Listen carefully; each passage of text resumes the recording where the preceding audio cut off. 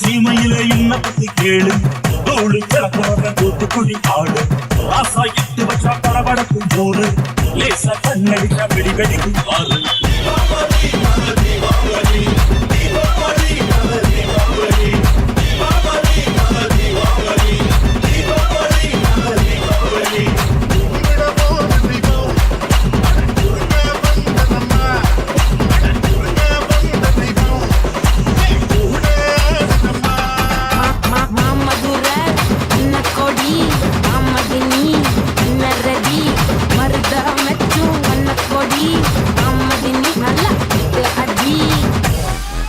என்னப்பா இந்த குத்துக்கு ஹைரச்ச மாதிரி அழைச்சிக்கிட்டு இருக்கோம்.